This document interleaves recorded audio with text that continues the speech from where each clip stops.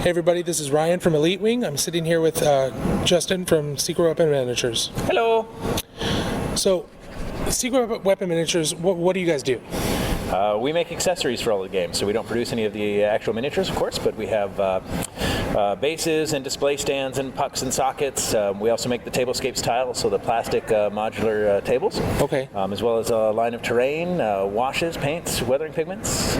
So, why did you start doing that? Like, what was your vision for Secret Weapon Miniatures? Because you're one of the first ones that came out to tailored specifically to the wargaming crowd. Before that, it was MIG and other places that did scale models. Mm-hmm. Well, my background is scale models too. I've been doing weathering for a long time now. Okay. But Secret Weapon started not with the weathering stuff, but with the bases specifically. Mostly because my old job was literally killing me. I wound up with acute hypertension, oh, wow. Bleeding ulcer, all stress-induced. Doctor was saying, hey, time to find other work. Okay. Otherwise, you'll make a lot of money for a very short period of time and stop suddenly one day. We decided, my wife and I decided to have a kid who's 4 now. Secret Weapon is 5. It gives you some idea how we planned it out. Wow. And yeah, I left my old job to work from home and spend time with my kid, particularly for those first 3 years. Okay. And was able to do that thanks to the great community we have, supported Secret Weapon, and yeah, the rest is history. Awesome. So what was your vision for the company, other than just making money that won't kill you? The truth of it was I didn't have one when I started. I had my old job was in business development and business analytics. Okay. So I wrote a business plan for bases, mostly because I was bored at work. Things had slowed down a great deal. Came up with a business plan just to give me something to do. Spent a few months putting that together. And when it came time to quit, when we decided I was going to quit, I was just going to do commission painting. Figured I could make a couple of grand a month doing commission painting, which was enough to get by. It would be great. But it was actually my wife's idea. She said, hey, you put together that business plan. Why not that? Is it worth anything? And yeah, here we are. So her idea. Instead of commission painting, you decided, and your wife decided to start doing the accessories. And yep. I've seen some of your models. We saw some up in your hotel room. You're a very good painter. Thank you. Thank you very much. Did you have any plans on doing any commissions on the side, or you just focusing full time on? For the first probably year, I still did some commission work, and I still do now occasionally, but only for projects that really excite me, something that I want to paint but don't necessarily want to buy. I'll still do it. I've got a guy in our warehouse complex actually collects these, 1/16 scale remote control metal tanks, historical tanks, beautiful things, handmade in Germany, beautiful like forged steel tanks. Yeah, I've seen videos of those. Yeah, and they're incredible. And every few months he'll bring one by. Hey, could you touch this up, or could you weather it, or could you add camo, or could you paint it? That's awesome. Yeah, so I'll still do those on occasion. But that's cool. That's pretty much the only commission I'm doing these days. Okay. Well, you said you didn't start out with a vision other than your business plan. How has that changed? Not a lot. Actually, the biggest change to the business plan were the Tablescapes tiles. That is something we did in cooperation with Wargames Factory in China. I approached them about doing some plastic terrain pieces and had ideas for plastic tables. So that became a collaborative effort about 2 years ago. And that was really the only big change. That was the only surprise. Otherwise, it's largely as it was written down. Okay. Did that pivot in your business plan, doing this Tablescapes or Trainscapes? Was that a successful thing, or was that too much trouble? Are they selling well? It's a trick question. Yeah, do you regret doing it? No, I have no regrets of doing it. And the reason I don't is it really is an incredible product. I went into that with a vision. The vision that Wargames Factory had was much simpler. Practically flat tiles, very little raised to detail. I said, look, it's not going to be great. In order for it to be great, we need to have true depth. I needed to go at least a 1/4 inch down and at least an inch up. And they managed to do that. They had to buy another machine to do it. But that's worked out for everybody. I don't regret it. Like so many Kickstarters, particularly small company Kickstarters, although my business background helped with Secret Weapon, I had no experience in working, manufacturing and production in China. So of course, we ran into a bunch of pitfalls. We've had a bunch of problems. We've had a bunch of delays. Still no regrets. We've shipped more than 80% of the backers at this point. The last of the backers are going out. Wow. We hope to be done by May. It's a great product. It's one of those things that over the next 5-10 years is going to do well for us. Okay. So no regrets. If I do it again, we will certainly do it differently. Okay. And I'm very glad for what I've had a chance to learn over the last 2 years, and the support I've gotten from folks that have been doing it for a lot longer, that have helped me along the way. Great. So you are planning on expanding the range. Yeah, we actually have 4 other designs that we'd like to launch for the Tablescapes tiles. I don't know that we'll wind up doing all 4. Okay. But there are at least 2 that I would like to launch, probably still by Kickstarter. But we'll do single themes, not trying to launch a bunch of them in one go. Okay. Which will help. It means we did 57 tools just for the tiles. And that doesn't include the clips. It doesn't include the border. It doesn't include the nameplate. It doesn't include any of that. So it was 57 tools just for the top of the tiles, plus the side core mold for the bottom. So the new theme would be fewer tiles, more accessories. Okay. And that's any minute now, Yeah. No, that's awesome. We'll be looking forward to those. Thank you. So you started out with bases, and then you did the terrainscapes much later. What got you into pigments and washes and things like that? The washes, I can blame Lester Bursley for that from Awesome Paint Job. When I was still doing a lot of commission work, long before Secret Weapon, I still did a lot of commission work in my downtime. I used the less dirty washes were my secret recipe. They absolutely were. I mean, that's how I got armies done quickly. They were perfect, wonderful acrylic glazes. I could shade. It was like 3 swipes. First coat, 2/3 of the way. Second coat, 1/3 of the way. Last coat, beautiful glazed shading. And he stopped making them. So I talked to him. He'd made the recipes public. Was kind enough to say we could use them commercially as long as his name's in the bottle, and it still is. And that's been great. I mean, that's why I picked this up, is I couldn't imagine living in a world without them. The weathering stuff, and I still have plans to do more weathering stuff, expand that once Tablescapes isn't taking up all of my time. Right. It's largely my background. Like I said, I do a lot of scale model weathering. It's what I like to teach. It's what I enjoy doing. It's hard for me to make a clean model. Yeah.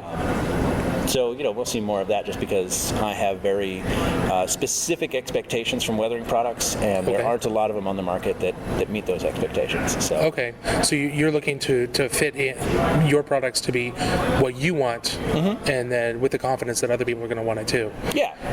I mean, like right now, the only other brands I recommend are, what Miguel Jimenez has 3 brands out there. There's MIG Productions, AK Interactive, and now Ammo of MIG.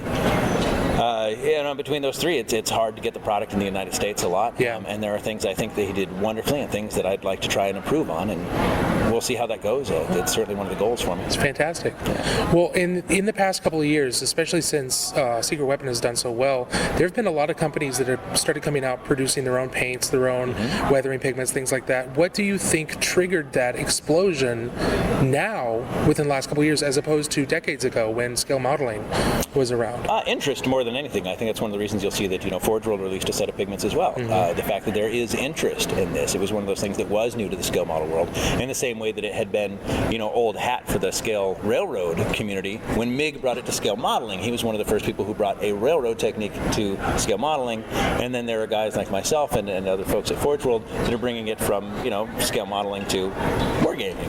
And there's a bunch of great artists out there that are showing off weathering in the wargaming world now. So it's not a surprise that some of them that do have companies are launching their own line of pigment. Very cool.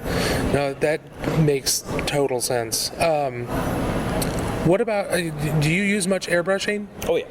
So do you think it's the same way with the airbrush? Because just a few years ago, no one was using an airbrush unless they were a display model creator for, say, George R. R. Martin or Forge World or something like that. Now it's everywhere. Everybody, I have an airbrush. I mean, what do you think triggered that? Or who do you think triggered that? I don't know that it was a whom, but so much as the classes, particularly events like AdeptiCon, right, where you've got Badger airbrushes here with some of the Wargamers Consortium crowd showing off airbrushes, hands-on demos right there. The thing, hey, here's a model, here's a brush, do some painting. I think that helped a lot, particularly as more people have seen that you can do it for things like speed painting, like army painting. I've got a Blood Angels Army, a Descent to the Angels list that has got me a lot of compliments. It was 2 hours per squad of 5, so 5 guys, 2 hours. That's not bad. And 80% of that is zenithal airbrushing. Shade on the bottom, highlight on the top, and I could get through the squad airbrushed in minutes. It was probably a half hour to airbrush those guys, and I go and I do the details. You start showing people how to do that in classes. A 2-hour class where you paint a squad of 5 guys and show people the techniques to make that happen. And all these people that have spent a year trying to get an army finished, they're going to rush out and buy an airbrush. Yeah. Very cool. Well, as far as the industry goes, or new techniques coming out, is there anything that you're trying out, being experimental with from, say, scale modeling or model railroading? Are you pushing the envelope at all? Not a lot recently. The Tablescapes tiles really are. They have been a 2-year time sink for me now. Starting to be able to breathe again, find some time again. I'm hoping in the next few months to get back to new weathering products. Working with a couple of factories now that we've mostly had to put on hold. Okay. So I'll be experimenting more with that myself over the next few months. In terms of the rest of the industry, I'm not sure, honestly. Okay. Well, I want to talk about Kickstarter a little bit because you're wearing a T-shirt saying you survived your Kickstarter. I'm working on it. Yeah, he's not quite there, but how do you think Kickstarter has really affected the industry? I mean, we've seen Kickstarters everywhere. Yep. What meaningful impact do you think they've had? It's a trick question. I think that it's a very ambivalent experience in a lot of ways. On the one hand, it's been great to see so many innovators have a chance to really push the envelope, to show off new ideas, new products, new concepts in a lot of ways. It's been great to see so many new miniatures come on the market. On the downside, it's much easier to run a Kickstarter than run a business. So we've seen a lot of challenges, a lot of problems, even for established businesses. Again, my business background did not prepare me for manufacturing in China. You see greater success even from companies that have a lot of experience. Still some challenges, even companies that do a lot of these things that have a bunch of wonderful, very successful games or models on the market are still struggling a lot of the time to get it out there. And that's good and bad. I think in some ways it's good for the community to, effectively have the fourth wall removed and see inside to what these struggles are. So they say, oh, well, that doesn't happen to, a big company that we won't name. And it's like, well, it does. They just don't preview it ahead of time. They say, hey, here's this thing, it's brand new. They might have been working on it 2, 3, 4 years in advance. Those new 32mm bases, check the copyright date on the bottom. It's not 2015. No. So they've been working on that for a while. It takes even big companies a long time to make these things happen. And I think in a lot of ways that's good for the community to see, to set a different set of expectations.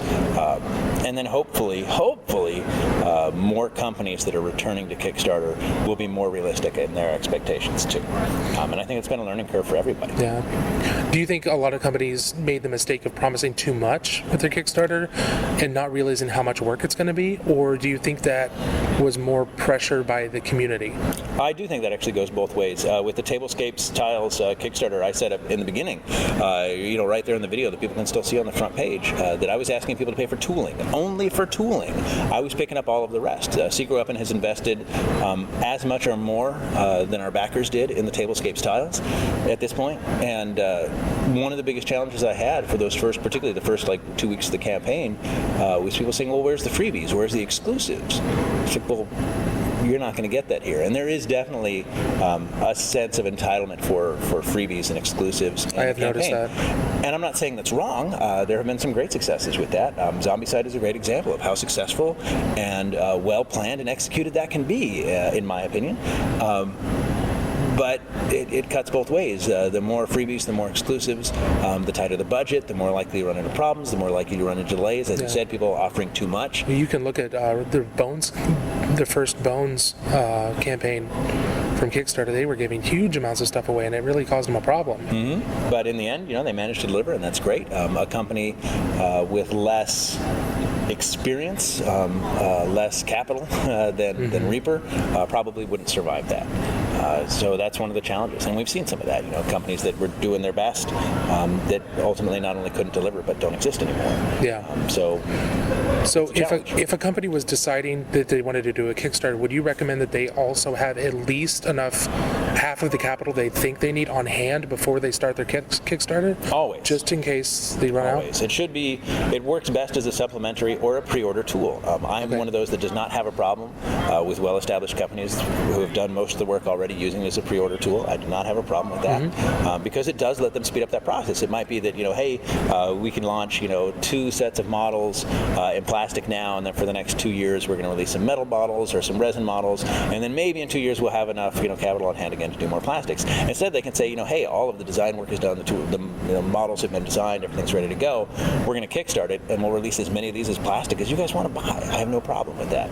But I definitely think that, particularly for smaller companies that aren't established, first. If you're not Mantic, if you're not Cool Mini or not, make sure that you have money on hand to cover what Kickstarter's not going to, because there will probably be stuff Kickstarter doesn't cover.